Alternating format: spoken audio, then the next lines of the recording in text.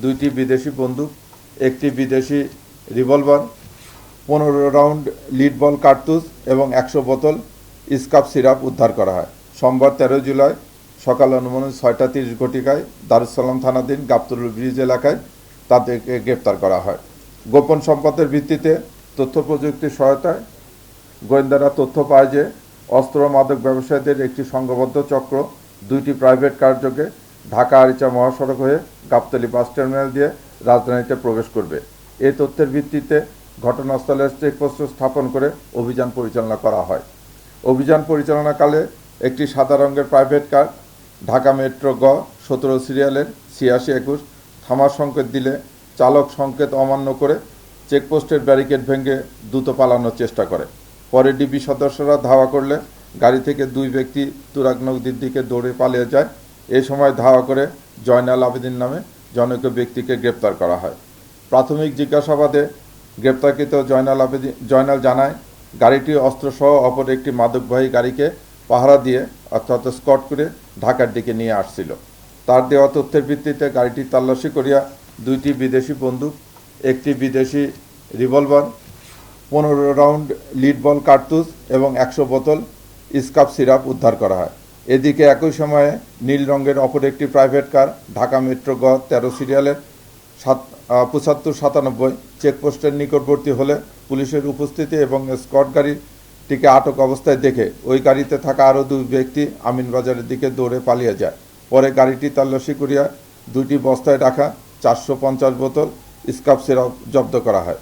প্রাথমিক তদন্তে জানা যায় একটি সংঘবদ্ধ মাদক চক্র দীর্ঘদিন ধরে চাঁপাইনবাবগঞ্জ সীমান্ত থেকে অবৈধভাবে ভারতীয় স্কাপ সিরাপ রাজধানীতে এনে বিভিন্ন মাদক ব্যবসায়ীদের কাছে সরবরাহ করে আসছিল।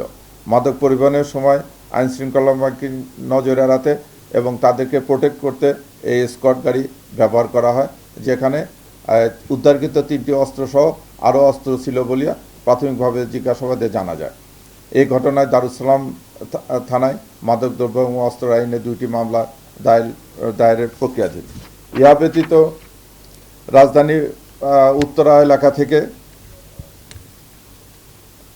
ওয়ারি বিভাগ একটি গাড়ি চেজ করে সেই গাড়িতে 300 বোতল ওই একই ধরনের স্কাপ সিরাপ পাওয়া যায়। তার দেওয়া তথ্য মতে জানা যায় যে অপর একটি পিক আপ আসতেছে, সেই পিক আপে গাড়ি আছে। পরে যখন ওই পিক আপটি আটক করা হয় ওই পিক আপে মোট 900 বোতল স্কাপ সিরাপ পাওয়া যায়। এই দুটো মিলে মোট 1200 বোতল স্কাপ সিরাপ পাওয়া যায়। আবার উত্তরা ডিভিশনের একটি টিম একটি গাড়ি চেজ করে সেই গাড়িতে আপনার 2000 পিস ইয়াবা ট্যাবলেট উদ্ধার করে মাদক। আপনারা জানেন সম্প্রতিকালে আমাদের মন্ত্রণালয় এবং পুলিশ হেডকোয়ার্টার কর্তৃক ঘোষণা করা হয়েছে মাদক, অস্ত্র, চাঁদাবাজ, ছিনতাইকারী এবং অনলাইন জুয়া এই ব্যাপারে বিশেষ অভিযান পরিচালনা করে। সেই বিশেষ অভিযানের অংশ হিসাবে আমাদের এই ডিবি টিম কাজ করতেছিল, তাদের এই সাফল্য। আমরা এইমাত্র তো উদ্ধার করলাম ভাই, উদ্ধার করে মামলা প্রক্রিয়াধীন আছে। আমরা তো অবশ্যই এটা খোঁজ নেব, কারণ এই গানগুলো যেহেতু বিদেশি গান, এদের একটা সিরিয়াল নাম্বার আছে। এই নাম্বার সার্চ দিলে আমরা আশা করতেছি বের করে ফেলবো যেগুলো লাইসেন্স কৃত না অবৈধভাবে নিয়ে আসা হয়েছে। না, তারা এই দুটো চক্রে একটা চক্র, এদের একটা গ্রুপ নিয়ে আসে, মাদক নিয়ে আসে, আর একটা গ্রুপ পিছনে থাকে, ইনফরমেশন দেয় বা তাদেরকে পাহারা দেয়। তারা স্বীকার করছে তারা এইভাবে আরও কয়েকটা টিপ দিয়েছে। তাদের পিসিপার যা প্রাথমিকভাবে যাচাই করে আমরা যেটা জানতে পারছি যে তারা পুরাতন মাদক ব্যবসায়ী। এতে একবারে করে স্পেসিফিকলি বলা যাবে না, কারণ আপনি জানেন যে এটা একটা অতি লাভজনক ব্যবসা। নতুনভাবে অনেকে সৃষ্টি হচ্ছে, এই লাইনে চলে আসতেছে।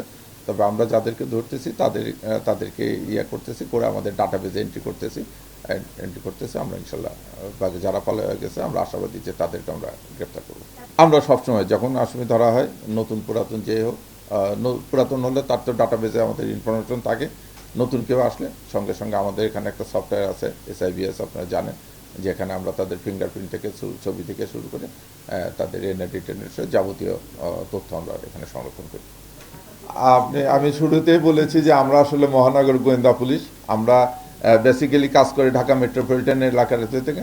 আমরা আসামিকে জিজ্ঞাসাবাদে যেটুকু জানতে পারি যে আমরা তো চেষ্টা করি যে তাদের কোথা থেকে শুরু হলো কোথায় যে শেষ, এটাই আমাদের ইনভেস্টিগেশন। সেই ইনভেস্টিগেশনতে জানতে পারি, আমরা জানি যে বর্ডার এলাকায় এরকম কিছু কিছু লোক আছে। আর এটাই যে বললাম যে বর্ডার এলাকাটা অত্যন্ত লাভজনক ব্যবসা, যার ফলে হয় কি যে অনেকে এই ব্যবসার সঙ্গে জড়িয়ে যায়। আবার অনেকে হয়তো পুলিশের হাতে ধরা পড়েছে, আমরা তাদের ব্যাপারে খোঁজখবর রাখছি যে যারা ইতিপূর্বে ধরা পড়েছিল তারা অনেকে আবার স্বাভাবিক জীবনে ফিরে আসছে। কাজে একবারে স্পেসিফিকই বলা যাবে না যে কতজন ওখানে এরকম কারবারি আছে।